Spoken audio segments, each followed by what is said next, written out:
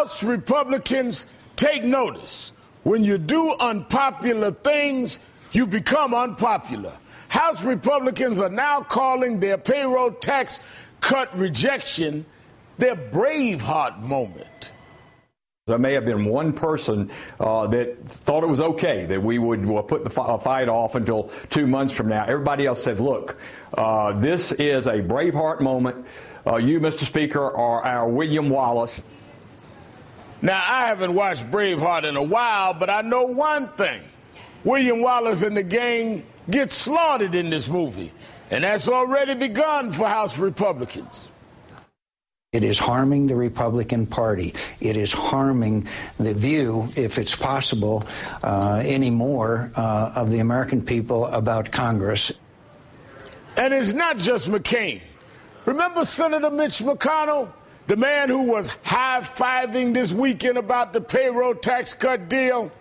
Well, his silence is deafening. He's left Speaker Boehner and the House out on a limb.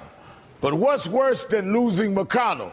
Well, how about the editorial page of Rupert Murdoch's Wall Street Journal?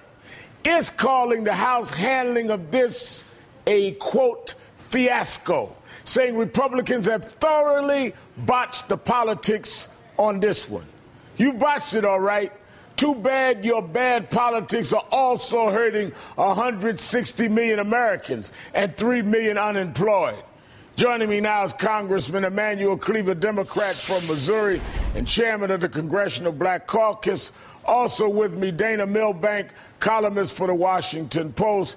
He's writing about the GOP in damage control mode today. Thank you both for coming on the show. Good to be with you. Mr. Chairman, let me start with you. How much will the House GOP suffer because of their refusal to extend the payroll tax cut?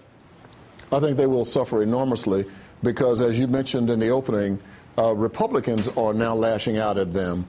When you have 89 senators voting one way in the U.S. Senate, that's extraordinary. That hardly ever happens. That means 89% of the U.S. Senate voted one way. And one of the things that I think we cannot allow the public to ignore is that the Senate Minority Leader, Mitch McConnell, voted for it. Right. Tea Party members voted for it. This is one of those times when the Senate did its job, and frankly, I like Mr. Boehner. Republicans who I appreciate say he's a good guy.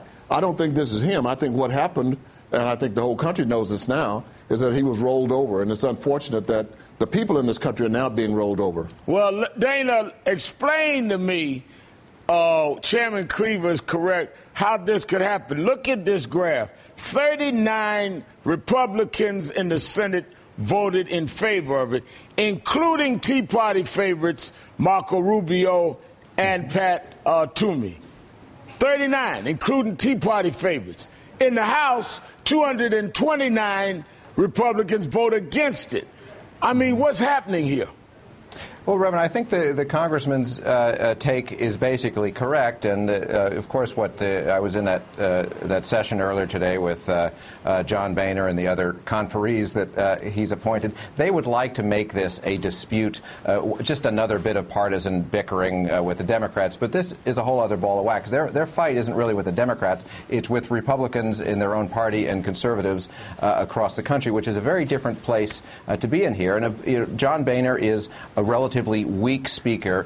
You got to understand, you mentioned the whole Braveheart thing. 10 people got up in this private meeting of the Republican caucus the other night and started talking about their favorite moments from the Braveheart movie. They see themselves as the Scots, fighting the English nobles. Well, guess what happened at the end of Braveheart, if you'll recall? So they're in a meeting talking about the Braveheart movie, which, by the way, the guys got slaughtered. But exactly. I mean, we're talking about 160 million people, yes. And they're talking about movies, and they don't even understand what the end of the movie is.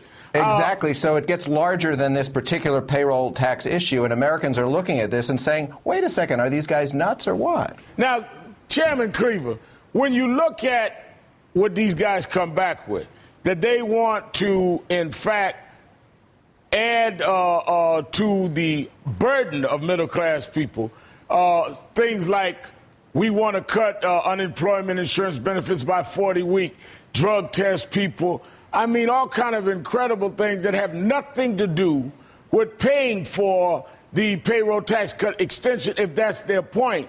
So one can only believe this is pure extreme politics.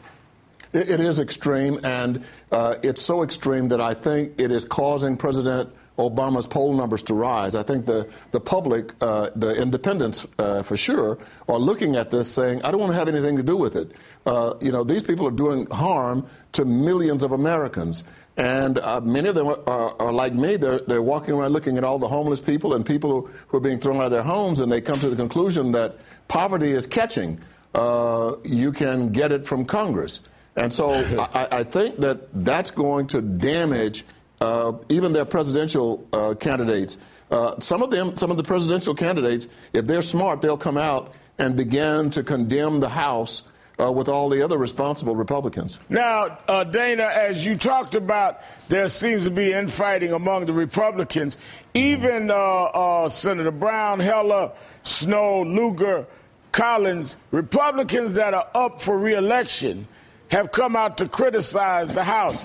Do they understand that they have set up a situation here that is not only, in my opinion, morally reprehensible, is not even politically good for their party, and may cost them some seats that are going to be close campaign, close election results? It may cost them that, and they may be getting an earful of that right now, because although technically the House is still in session, all but a few of them have gone home to celebrate the holidays just like everybody else. So, but I think that the people who are really driving this, the sort of the conservative Tea Party element, if you will, they're more interested in making a point here than they are in the politics of it. And I think they genuinely, I mean, they say they're acting on a principle. It's not entirely clear in this case what principle they're defending, but they clearly would rather make a point than actually be in the position of governing right now. Yeah, that's going to hurt a lot of people like Scott Brown. Well, it makes you wonder, Chairman Cleaver's a minister like I am, they're going home to celebrate what holiday? They couldn't be celebrating the birth of Christ after doing things that I feel would clearly hurt the poor and those that are downtrodden. But let me also show you this, Chairman Cleaver. They are losing their messaging. Clearly, the messaging war has cost them, with the GOP Congress approval rating now down 14% since April. The trust to protect the middle class is down 6 points. Handling of taxes down 5 points. The public is not buying whatever it is they think they're selling. No, the public has caught on, and it's taken a while, though, but I'm pleased that the public has caught on, and they realize that that this nation has been able to survive these many years because people in Congress come together with different ideas and ideals, and they compromise. But we have now people in the House of Representatives who believe that compromise is capitulation.